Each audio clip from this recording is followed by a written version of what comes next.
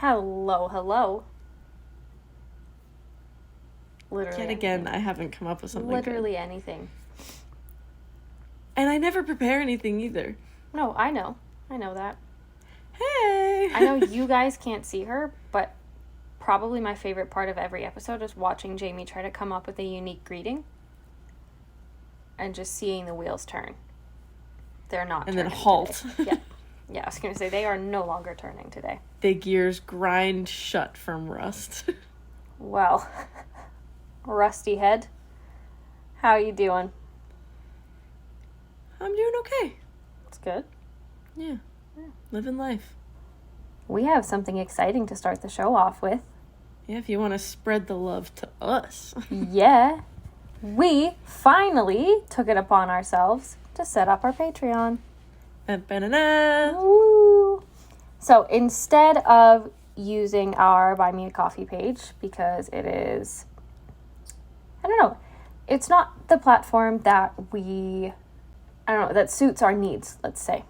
Yeah. I mean, if you do still want to go there to support us, go for it, but this would be better. Yeah. Significantly. Yeah. So our Patreon, which you can find at patreon.com/creepsandcoffee, is now available for you to check out a little bit of a behind the scenes look at our show, very similar to what our Buy Me a Coffee page has been. But this time, obviously, we have a membership option. So with our membership option, I am so fucking excited about this. You can join, we just have one tier. For now. You can join the Sasquad. So because we talk about cryptids a lot, and because I love Bigfoot so much, we decided that it was only fitting that our supporters get the chance to join the Sasquad. So, becoming a part of our Bigfoot loving team gives you access to an exclusive, extra long probably, which hopefully you think is a good thing, monthly bonus episode, and encourages you to join in on our conversations directly in chats with us. So instead of DMing us, you can message us right on Patreon. We can kind of go from there and have some more direct connections to you guys, which we are very excited about. We love being able to chat. We love being able to get your feedback on the show. If you want to give us suggestions for future topics, if you want to go over anything that we've talked about on previous shows, this is the best way to do it. Members of the Sasquad also get a special shout out in all of our episodes. And it brings us one step closer to finding the missing link. Because the more people we have put together on this, the closer we are to finding Bigfoot. I am confident And if about we that. reach 1 million Patreon subscribers, we're going to take a party of us into the woods and we are going to hunt down the Sasquatch. I will do that if we or get... the Sasquatch, if we're talking as their race. What? The Sasquatch? I don't know, what's Sasquatch plural? Sasquatch is? Sasquatch I? Sasquatches. I think it's Sasquatches. I don't like that. If you'd like to tell us if it's Sasquatches or Sasquatch, you can tell us by letting us know on our Patreon. So, if Correct you would... me with the mere price of... So, if you would like access to behind-the-scenes content, exclusive content, and a member shout-out with every episode, please, we would love to have you for our Patreon. We're very excited. We love being able to do a little bit more with the show. I think we've rearranged our lives a little bit to be able to do this more because it's something that we both love and we're both very happy to be able to make work. So we would love to be able to have more of a connection with you guys. And if you're my parents and you don't subscribe to our Patreon, you don't love me anymore. Oh. Shit. Putting the stakes up real high. You know what? I'll back her up on that. Thank you. Yep. You got it. Anyway, that is our big news. Yeah, so come be a bigger part of our community. And if not, that's okay. We love you anyway. Yeah, there's no pressure, but like a little bit. But like, we would really, really, really, really love it and appreciate it. Thank you so much. We love you. I give you a big kiss on the forehead virtually. Mwah. And if you didn't subscribe, no kiss.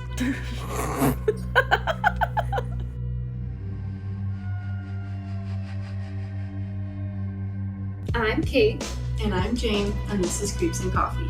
a show where we talk about the dark parts of the world around us Cryptids, conspiracies, things that go bump in the night. and the crimes behind the scariest creatures of all, humans. Join us as we take a look at the stories sure to give you the creeps. Pull up a seat, grab a coffee. And let's have a chat. We're doing a pop culture episode.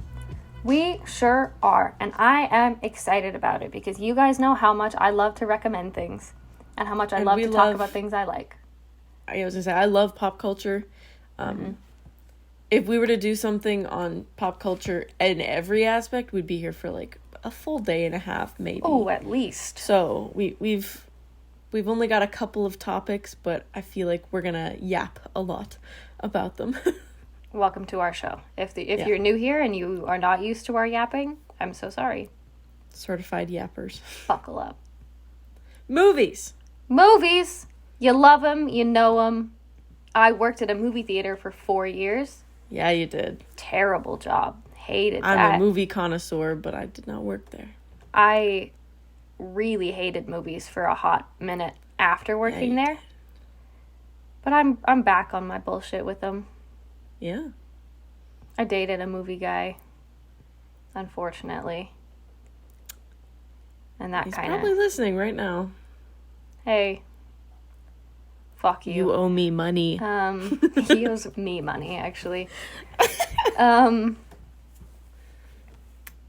But yeah, we've got a solid list of recent-ish movies. Yeah, old and new. Yeah, old, there you go. I don't know why I was trying to make that sound complicated. Old and new movies that have left an impression on us. So we should also point out, when we're talking about pop culture, we're not just chatting about recent events. We're talking about the relevant, like, true crime, paranormal, the creepy things in pop culture. Yeah. So, Yeah, we're not just like, did you hear Kiki Palmer? Like, I don't know. of all the examples to give of people, I don't know. Keke Palmer? I mean, I'm in. But, would not have been where my mind went. My brain also said Hillary Duff, but I don't. Oh, okay. Wow. So, Huh. We've regressed back in time, and I'm here for it. I'm So- in. first and foremost, I want to talk about one. Which one are we starting with? I'm so excited. I'll tell you. I haven't seen it yet. Oh. That's my preface. Oh. But I've heard nothing but good things. Talk to me. Oh! I also It's- have not seen it yet. I think it's like an A24 film. Mm-hmm. And I find, critics aside, I always find their stuff hits, whether it's a slow burn, a psychological thriller. I do I love just- A24. Do you know the premise of this one? You told me about it, Okay, yeah. I think. Is this, I might have. is this There's a like cat a hand. in a cat backpack? No. Yeah, so people like grab the hand. It's like a porcelain hand, right? Like a hand Yeah.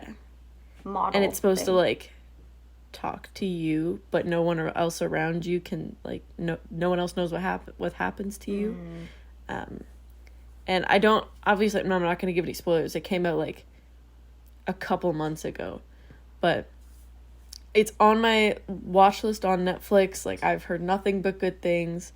I think and I so saw if a you're- trailer for it in the last Insidious movie. Yeah. Which speaking of, it wasn't bad. I cried. The daddy issues? Yeah. Yeah. To be fair, I also felt emotional because I did like Patrick Wilson. I didn't realize he could sing. He's very talented. Yeah, I like him a lot. Yeah. Yeah, good guy. Man crush. Mm. Dilf, for sure. really went from daddy issues to DILF, Caitlin. Daddy issues. We are still at the daddy issues, actually. So another recent film that I think needs to be discussed, because we both watched it recently. Mm-hmm. Saltburn. Ooh. Ooh, where do we start? Where do we start with Saltburn? Because I have a lot of feelings. For starters, again, like, no, like, major spoilers, but, it was advertised as, like, kind of a gay romance. At least that's what I saw. Mm-hmm. It's not. It kind of is. I mean, It. but also, When I think about Saltburn, and this is not beneficial for the purposes of a podcast, but when I go to form a thought about how to properly describe Saltburn, the only thing that comes to mind is, like, guttural noises.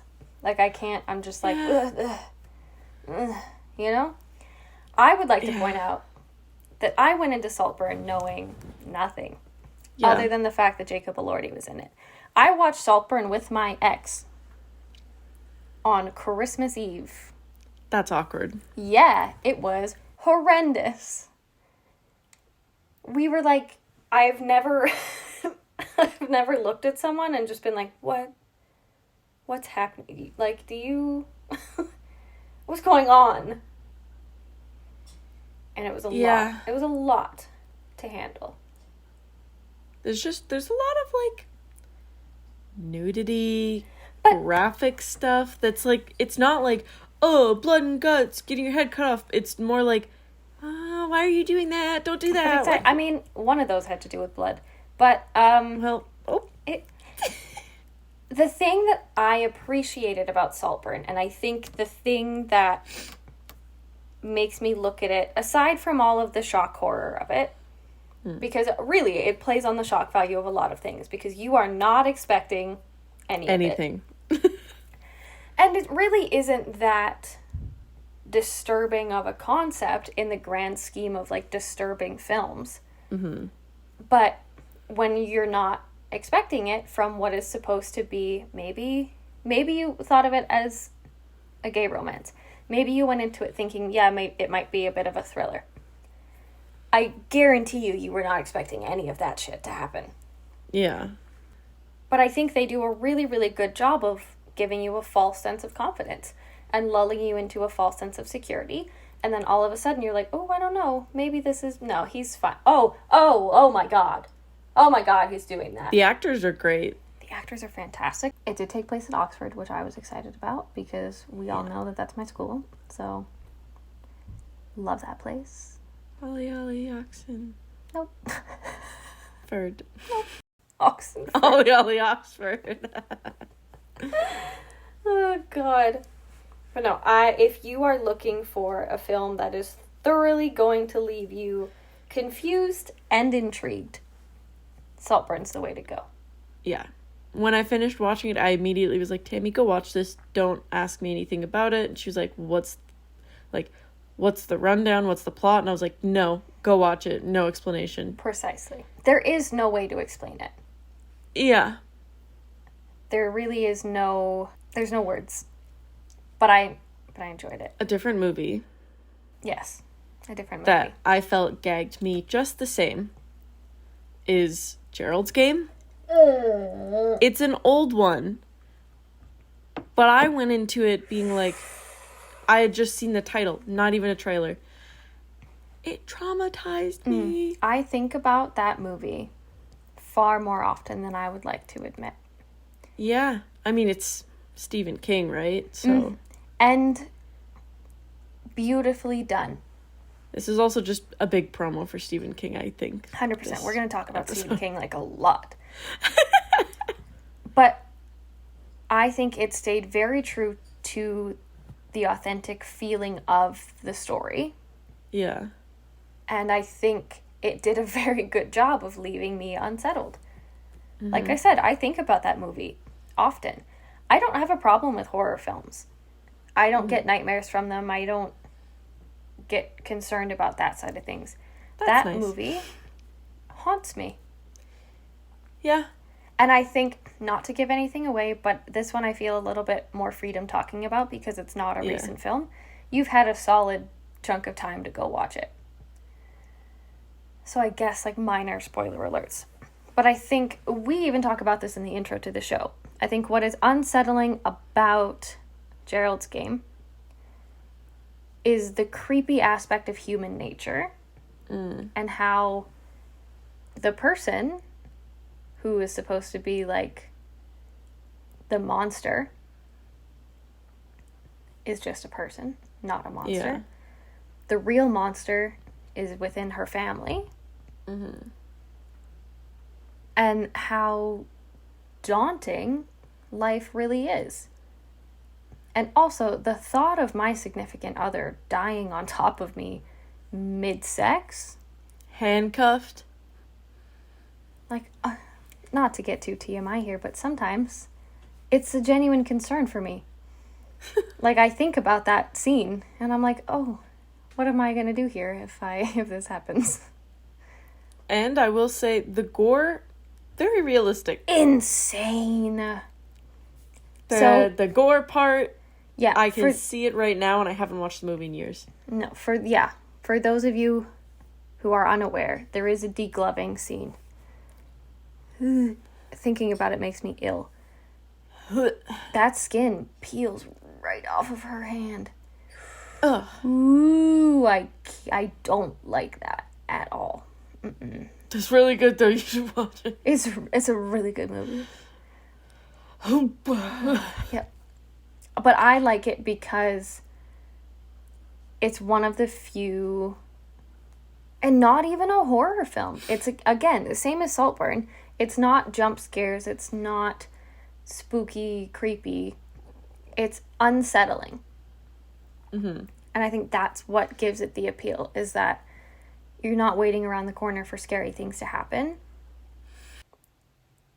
It really preys on human nature, which is fucked. The next scary movie I want to talk about, this one's really messed up, Willy Wonka. Just kidding. I couldn't even watch that one. I didn't either. Not the new one, anyway. Too many bad experiences with Charlie and the Chocolate Factory. I want to talk about FNAF. If you don't know what that is, Five Nights at Freddy's. I hate it. That also came out, it was, I guess, October 2023. If you haven't already seen it, go see it. It's not overly scary, but it was a cultural shift. It was very popular all over social media, but it was really goofy. Was it popular over social media, or was a certain cast member popular on social media? Yeah. I don't think that had anything to do with the film. Are you talking about our baby Josh Hutcherson? I am, and you know how deeply I love that man. Mm-hmm. And I'm very excited that he has had a comeback. I missed him. The same with our boy.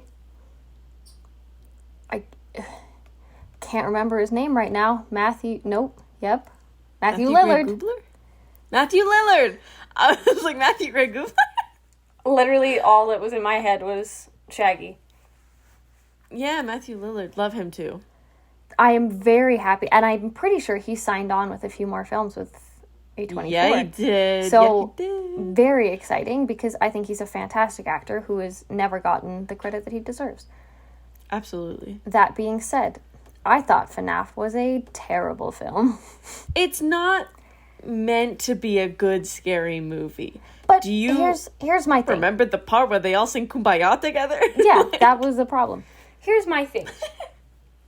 Going into it, I wasn't looking at it as a super scary movie. I knew a little bit of the background of the Five Nights at Freddy's games. Yeah. And I was hoping that it was going to focus more on the character development to get us to the point of, like, how Afton opened the pizza place and how these creatures came to be. Like, why he was more focused on why he was hiding them. Spoiler alert, I guess, but I feel like if you don't know anything about Five Nights at Freddy's at this point, that's kind of on you. Yeah. But why he was hiding the kids in the suits and all of this stuff. because I genuinely feel, I never played the games. I only know about them because of my students. Yeah. But I feel like there is a lot of potential for multiple thrillers. Yeah. On a circumstance like that. It's a very, what's the word, like, so it's catering towards the fans. Yeah, but like, I don't know what that's called. But I was hoping it would be more, I was hoping it would be less subservient to the fans and more inviting to a new fan base. Does that make sense? Where I was hoping, it just felt very surface level. And it is, yeah. For all of the fans that have played Five Nights at Freddy's for all these years, I can understand why it would be disappointing, because you don't really get anything new out of the movie. Yeah. And for newer fans like me, you don't really get anything out of the movie. You don't have the nostalgia and like the excitement to fall back on. You're just like, well, this was a movie. Yeah. It's very clear that it was aimed more towards a younger audience, which is fair.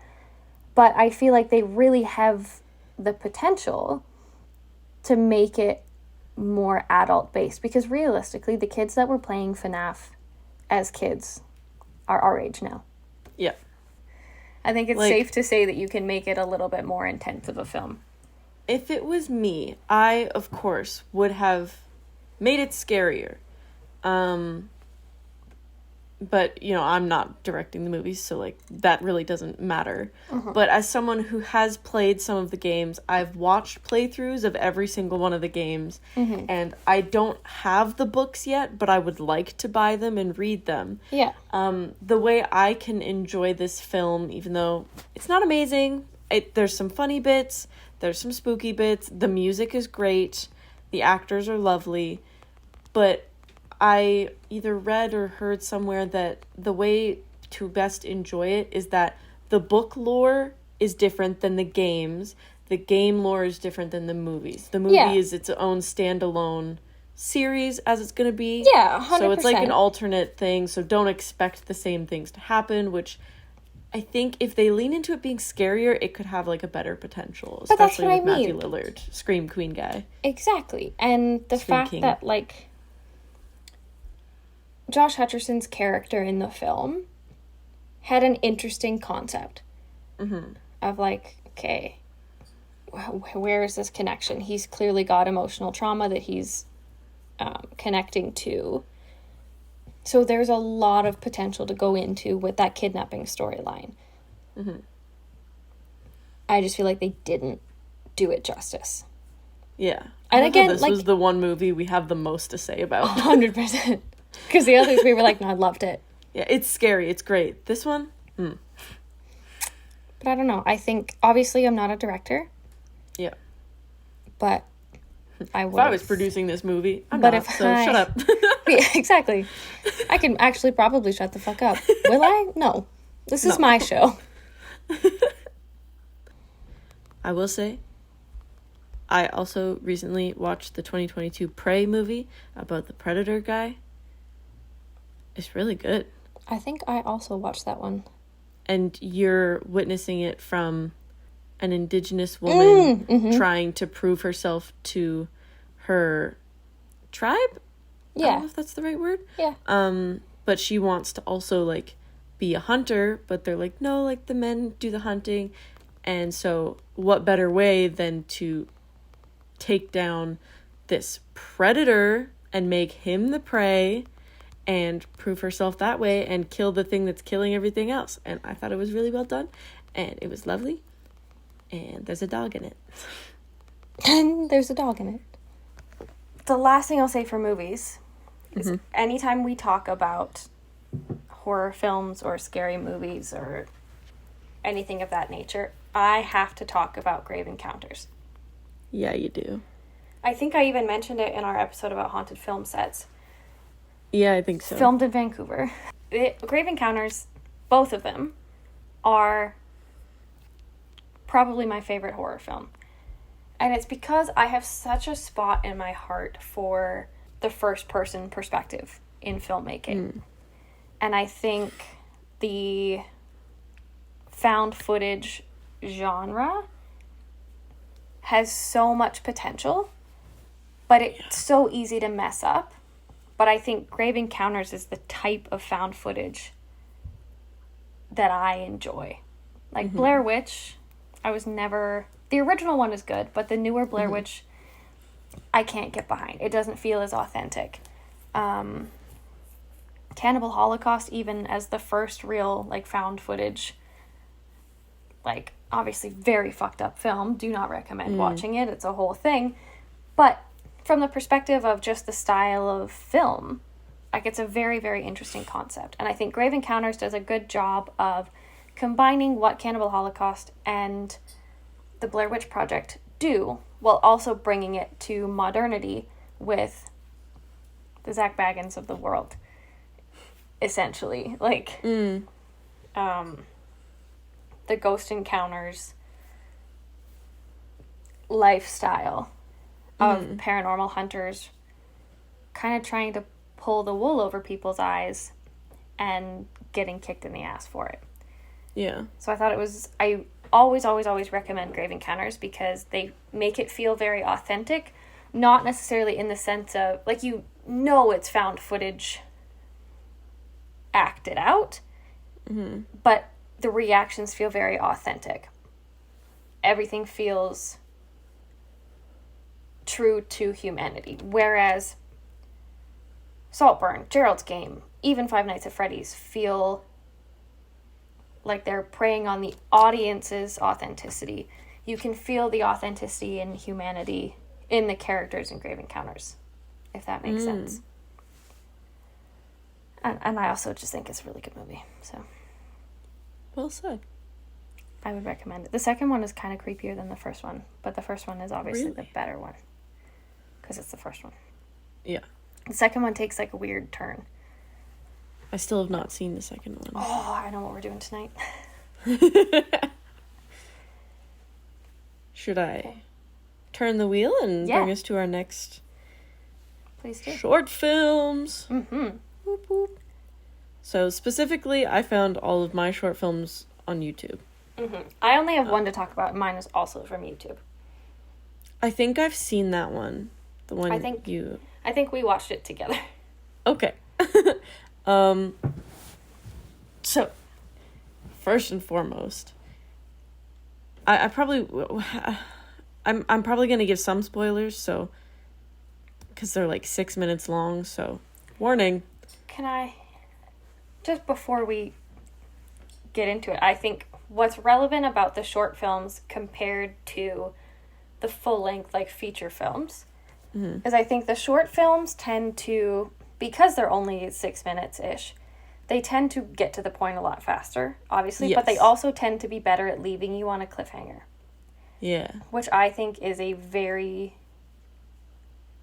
complex thing to be able to do. And I think people don't give enough credit to short films. Yeah. I think short films get overlooked a lot because people are used to what a movie, quote unquote, should be. Mm-hmm. And short films don't always fall in that category. They follow very different rules when it comes to the filmmaking process. Mm-hmm. But I think they have the capacity to almost leave more of an impact in less time. Yeah, well, that's the thing. That's why I like watching, like, I'll, like, look up scary short films or scary short movies, whatever, because if I'm not in the mood for, like, a full, long, 2-hour movie, I can watch, like, 10 short films, all with different plots, different storylines that leave me, like, rattled. Exactly. Anyway, sorry. Go ahead. You talk It's about okay. your specific short films. Okay, so this one's, I think, pretty much a cult classic, but it's called Other Side of the Box. I don't know if you've seen it, Caitlin.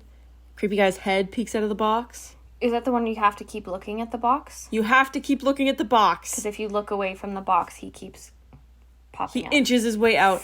Let me tell you, this swear word is so creepy. The first time I watched this, I had nightmares because I alone don't like looking at creepy people's eyes, this dude, and you have to stare at him. And then it's like, oh, it's so scary. And the concept is scary. I will say, what I remember from this one isn't it his, like, best friend that drops the box off at his door? Yeah, it's somebody he knows. If you did that to me, I would fucking murder you. Are you kidding me? You wouldn't get the chance. But, like, something happens, like, his girlfriend comes home or his wife comes home or something, and then, she has to look at the box while he's gone, and it's very stressful, and if I was in that situation, I would die, unfortunately, I think. But unfortunately. I think you should go watch that one. It's like 15 minutes long, but definitely recommend that one. Another one that traumatized me. Also by the same person. Alter, I guess. The Armor. I've not seen this one. But based on Jamie's physical reaction to this, I'm not sure I want to. So somebody is moving into a new apartment, and they find... Were you trying to spell armoire here? Is that not how you spell it? That's Airmore. I don't know what I said before. Anyway, it's a 13-minute long one. She picks this up on the side of the road because it's there for free, and she's like, I need furniture. And, it seems fine. And then, again, some spoilers here. In the middle of the night, all she hears is, like...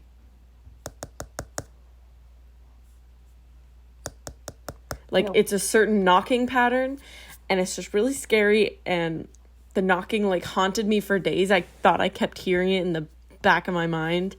I don't like that. See, yeah.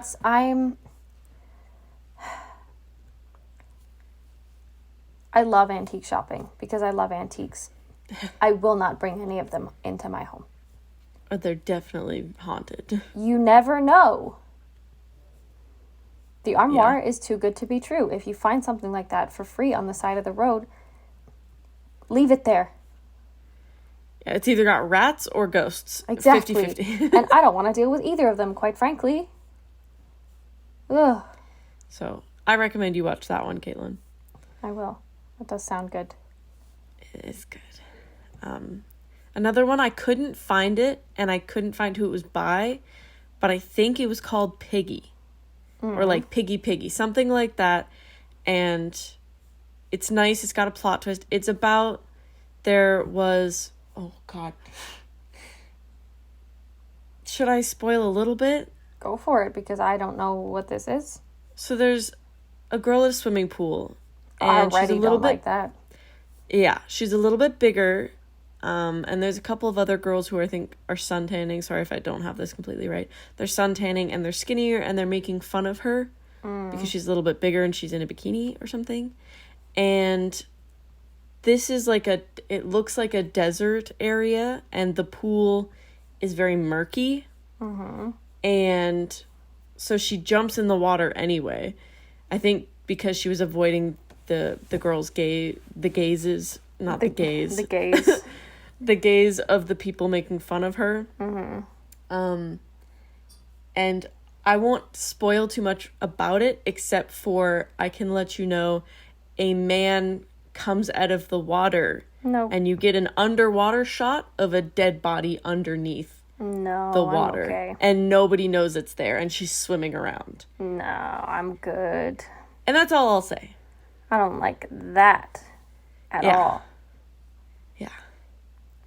And so right away I was like, oh, okay. Cool. So that was a good one.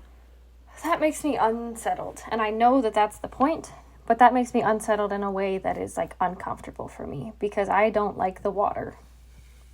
Yeah. Shout out to Alter again, another good one they had. It's called It's Not About Fear. And I watched this one like 2 weeks ago. Okay. I think it's one of the shortest ones that's on this list. I might be lying though. I don't know. It's not about fear. It's scary, but the scary, like, monsters in this are these people's manifestations of past traumas and anxieties. But it's like, it's depicted in a scary way, but it's really good because there's like a person lurking behind one of the characters at all times, like breathing down his neck, making him scared, like being uncomfortable. And you realize that it's someone that hurt him in the past, and he's carrying that weight of the trauma with him all the time. And then you're like, oh, is this real? Is this metaphorical? Is it, you know, a personification of trauma? It's well put. I don't like that. Yeah, you gotta psychology that one, so. No, I do not care for that shit at all. Yeah. Okay, my final one is by someone named Matt Sears. It's called Catch Your Breath. Not super deep. It's like these two guys, they're British, playing like a Bloody Mary type-esque game, and it goes wrong. Terrible. But also anything that says like hold your breath, catch your breath, I can hold my breath for like 45 seconds tops, so I'm screwed regardless. Running, I can go up the stairs once. That's fair. So go watch it. Rant over. Spooky. Don't like it. Don't like that. The only one, I'm going to swiftly move on from that because I don't like thinking about that at all. The only one that I have on this list is a short film by Julian Terry called Don't Peek. I've seen this one. And essentially the premise of it is this person is playing Animal Crossing alone in their room late at night, later than they probably should be. Yeah, there's a reason this one freaked me out as much as it did. And their character in the game begins to interact as if there's someone else in the room in real life. And it's essentially like they don't want you to peek off the screen, because if you look off the screen, something very unsettling will happen. And I think this one does a really good job of making you scared of the mundane, which is how these short films really It also get plays you. into like that childhood fear of like, there's something under my bed, or like, don't open the closet door. Exactly. There's something in that dark hallway. There's something there. Which is... that still scares me. Should I cut Yeah. to books now? Let's cut to books, because we all know Books. that I love a book. Book recommendations. First and foremost, getting this out of the way. The classic horror stories of H.P. Lovecraft. He's a terrible person, but stories are good. This is only going to be like our prologue into it because I don't want to dwell on him. Fair. But this one is good. It's got the Call of the Cthulhu, which we mentioned before in, I think, our Bloop episode. Had to be. Yeah, go check out the Bloop.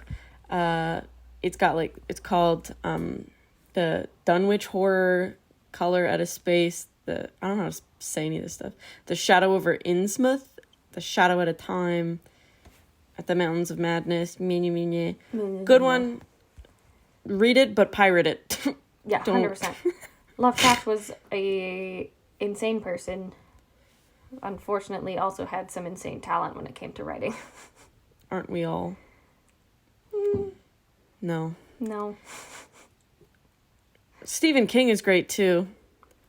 I've really been on a Stephen King bout lately. I have my whole life. Yeah, you really have. Since I could read adult books, I would go into like Chapters or Indigo or whatever, and like immediately it was like going to the scary sections to find Stephen King books. I really liked Carrie. I loved The Shining. I have feelings about The Shining because it wasn't as scary as the movie, and even the movie wasn't that scary, but I thought it was disagree. well written.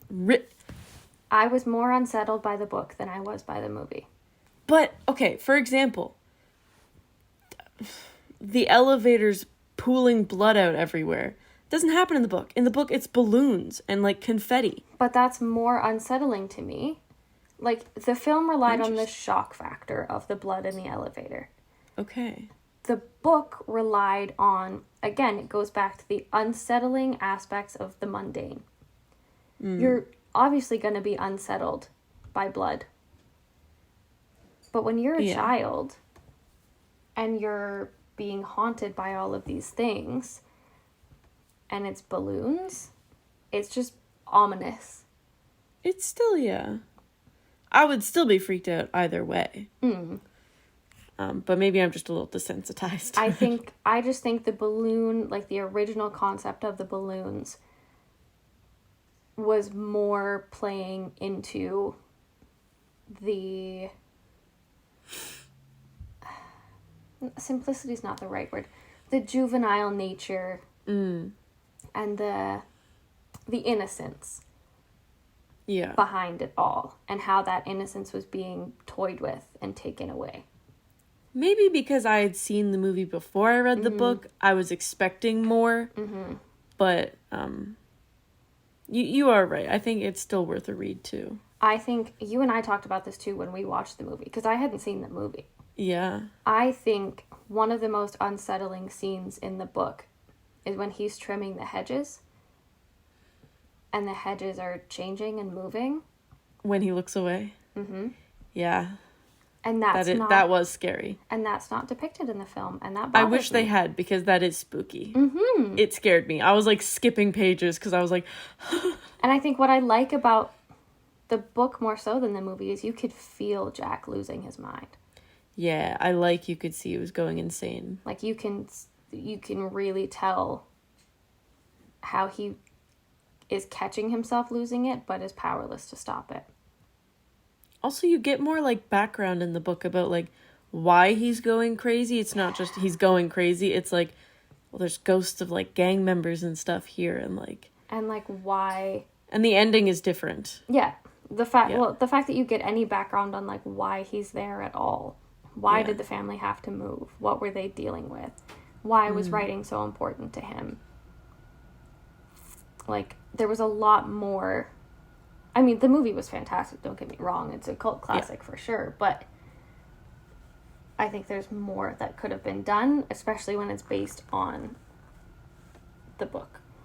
Also, shout out Shelley Duvall.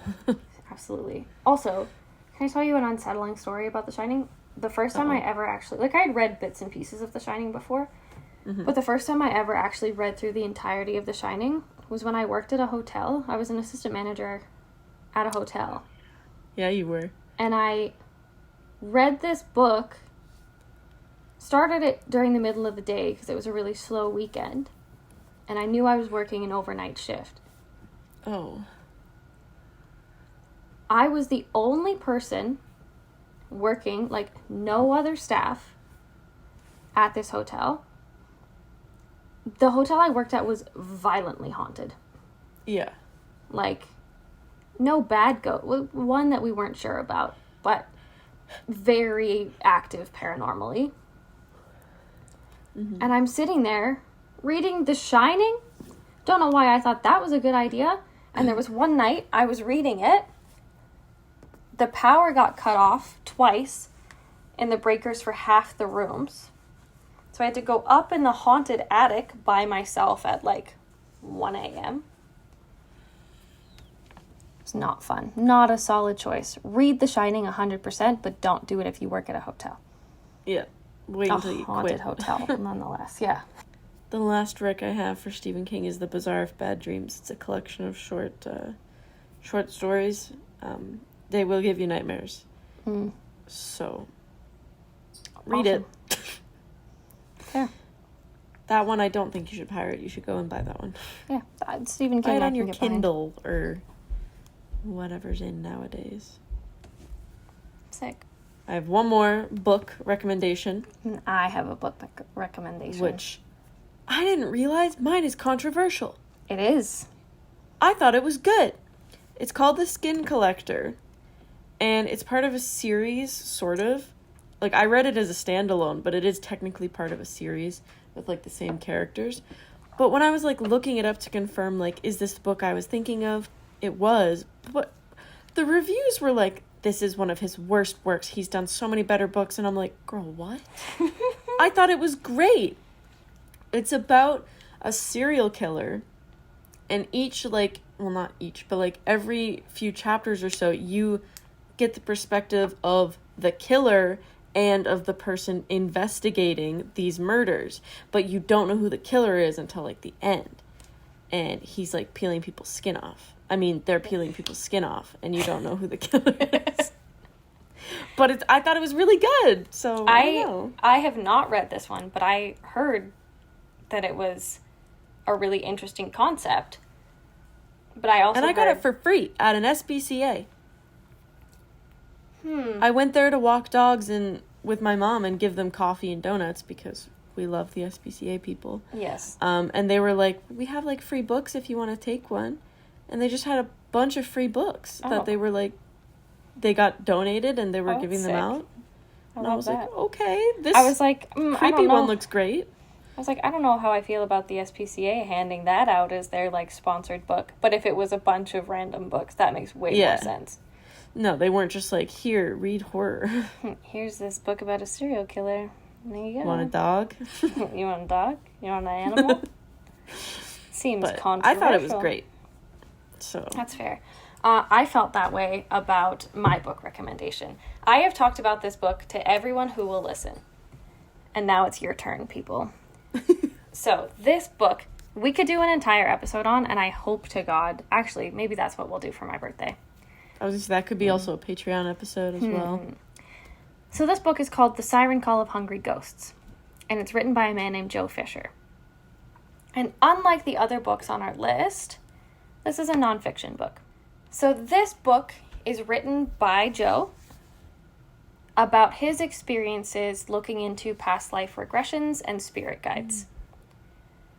And how, without giving too much away, it is his experience trying to prove or disprove the existence of his spirit guide from his past life, and how the intensity of a spiritual connection can impact your real life relationships. What is intriguing to me is that this book was published. It's not very common, I would say. It's not talked about often. But Joe actually ended up committing suicide. And he said that a lot of it was because of pressures he was feeling because of the book. That's all I'll say, because if I give any more background on it, it is a spoiler. And this is a book that I feel everyone who's interested in the paranormal should read. So, that's so sad. It's very sad, especially when you consider all that he really went through in this journey. But it is a fascinating book. And I have read it 1,000,000 times. It's sitting beside me right now. It sits on my bedside table because I think about it all the time. I love this book. And I will continue to read it. I cannot recommend it enough. The Siren Call of Hungry Ghosts. Okay. Our last Jeopardy podcast topic today is Jeopardy pod. It's about podcasts. Yep. Speaking of podcasts, that's us. That's us. If you want a podcast about the paranormal and the spooky and all things a little bit funky, it's us. This is us. We're pretty cool. I know you're listening to us right now, but we have more episodes. But do it again. Do it some But have more. you listened to us all? Have you heard it a couple times? Yeah, give us a couple extra listens. You haven't heard our new stuff coming out. Yeah, it's going to come out sometime soon. We got something for everybody. We got history. We got pop culture. We got ghosts. We got ghouls. We got goblins. We got big feet. And bears, oh my. Yep. And episodes will continue to come out. So you should follow us. Yeah. And give us love. Yeah. I have a special place in my heart for podcasts like ours. And podcasts that are in this category, because I think it's a really accessible learning opportunity. It's true. So if you're interested in stuff like this, you don't always have time to sit and watch a movie. You don't always have time to dedicate to reading a book. But a podcast you can throw on in the background.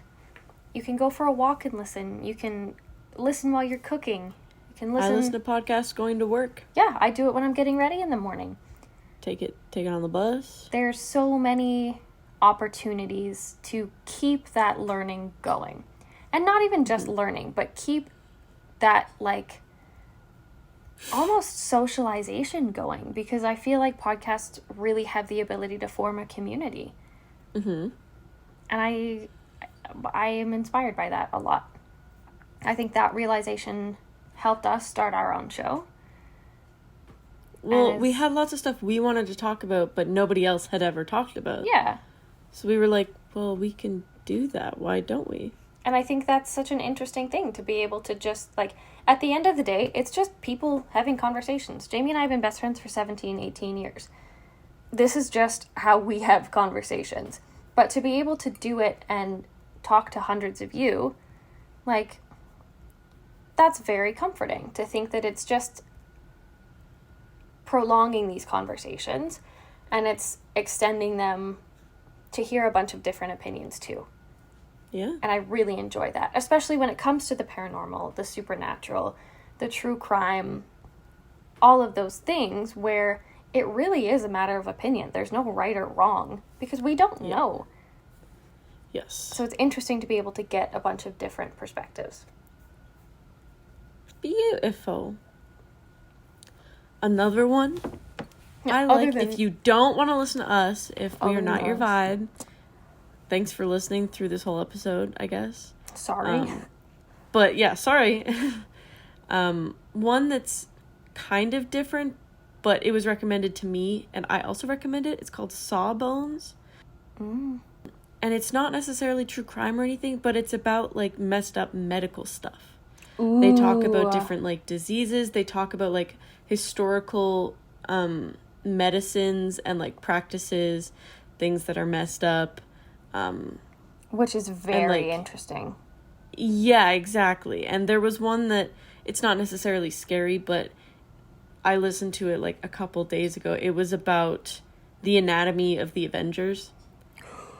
That's cool. Because they were like, well, how does the Hulk work? Well, realistically, what would happen if you were to be doused in radiation? Blah, blah, blah, blah.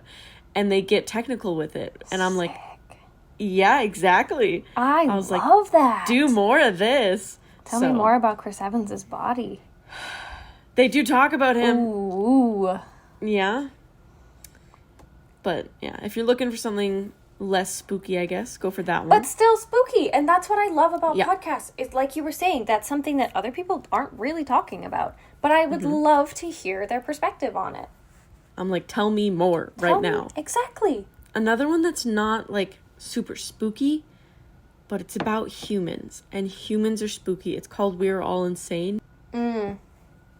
I've listened to a couple different episodes, and it's stuff like, I survived a suicide attempt. I survived human trafficking. I survived child molestation. And you're getting these really raw, first-hand accounts. And it's like over an hour of these people just telling you their life story, what happened to them. I'm listening to one today. It was, I was addicted to fentanyl at 16. I like that it's first-hand accounts. I like that it's And, not, yeah. like... And she doesn't interrupt. She just lets them tell their story. And if there's any leftover questions, she does ask them. But it's, like, it made me cry. Yeah. Because it's these people telling you, like, this is something that humans did to me that's messed up. Or, like, and it's like, God, humans are the worst. I've said it a million times. I will say it again. I've said it probably 6 times this episode. Humans are the real monsters. Yes. And It's nuts. I just think it's a good platform and we should support it. Because, God. And like I was saying, like to be able to hear it from their perspective and not a third party implanting what they think someone was feeling or how that must have felt for them. No, this is directly how it did impact them in their lives, Yeah. which is a huge thing. Mm-hmm. I think we need to hear more direct stories. People need to be more comfortable talking about the shitty things because yeah, we might not all go through the extremes that some of these people unfortunately are faced with, but we are all people who experience highs and lows to varying degrees. Yeah. So why are we only talking about the highs? It makes us feel a lot less alone when we talk about the lows too. Just saying. Because there are a lot of lows. There's a lot of lows. Or is that just us? I think that might be an us thing.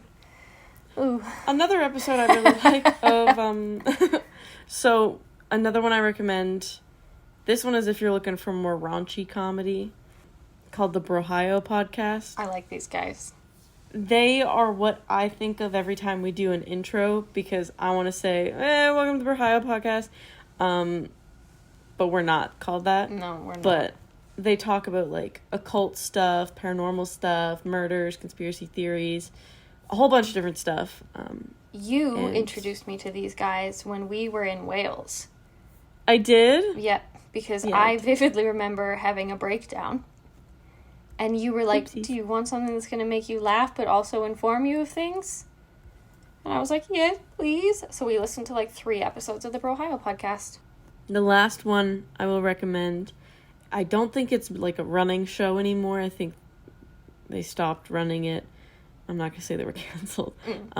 Internet Urban Legends with Loie Lane and Snitchery. I love Loie.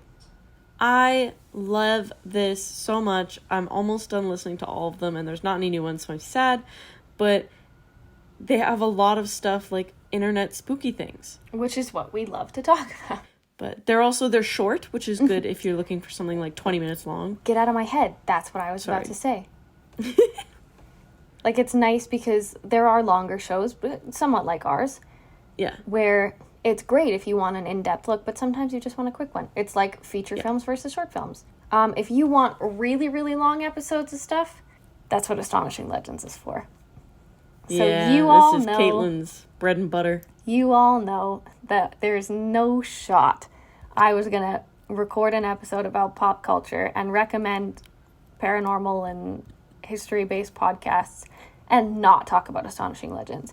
If you are playing our Creeps and Coffee drinking game, you can take a shot because I'm talking about Astonishing Legends again. Yeah, And I'm take a not shot. sorry about it.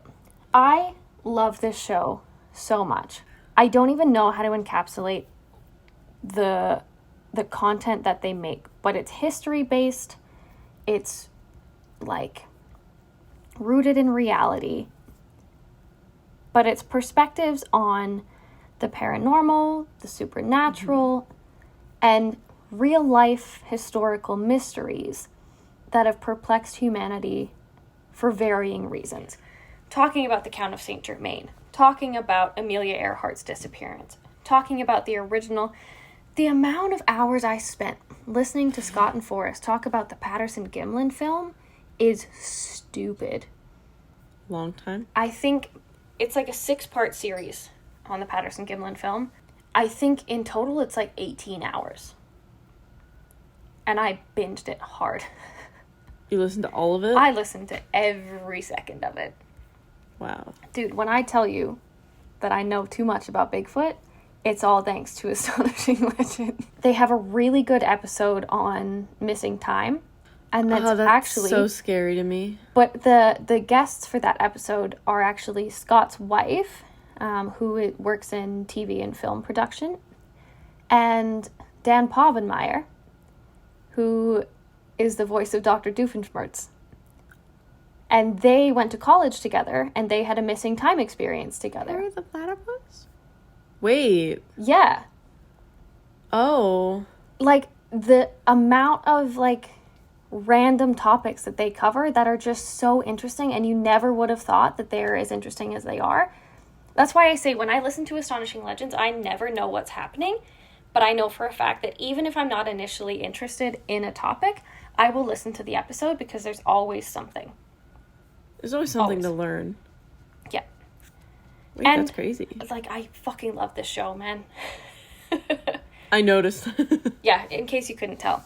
And I will say as a final little tidbit, if you would like similar information processing and presentation mixed in with a bit of theater, you can also listen to a show that is written and produced by Astonishing Legends called The Midnight Library. Are you an industry plug for them? I wish, but it's presented woman, like this like dark woman who lives is the curator of what's called the Midnight Library in this fake little town. And her assistant, Mr. Darling, is definitely a werewolf, but they never talk about it. And they present more of the occult side of things. Oh. So they talk about runes, they talk about specific darker holidays, they talk about vampirism, they talk about lycanthropy. Like, it's a very, very focused on the dark arts, but in a really cool way.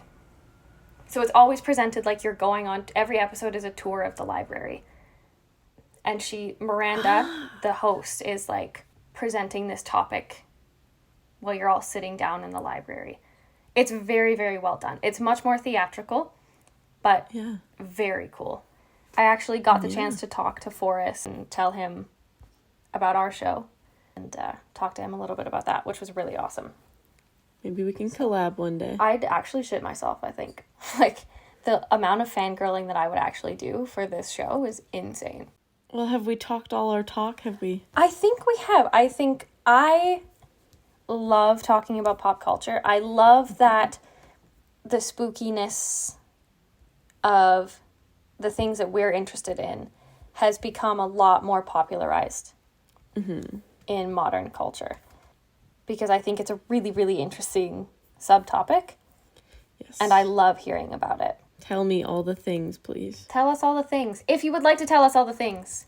If you would like to give your perspective on the things that we have told you. If you would like to give us recommendations or disagree with any of the recommendations we've given you, you can let us know over on our Instagram and our Twitter at Creeps and Coffee. You can send us an email if you want to go a little bit more in depth. You can email us at creepsandcoffee@gmail.com. Or you can check out our Patreon, which is patreon.com/creepsandcoffee. Become a member of the Sasquad. Tell us all the cool things, and you can hear your name in this segment of the show. New outro. New outro. Thank you so much for listening. Thank you for recommending. Thank you for continuing to show love and make our show the best it's been. And we love you. Jinx. You owe me. You owe me a soda. Stop doing that. We have to go right now. Okay. Goodbye. Love you. Bye.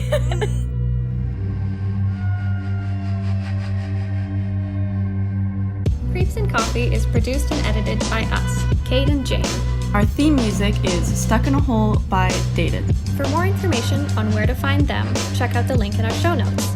And to connect with us, follow us on Instagram and Twitter at Creeps and Coffee.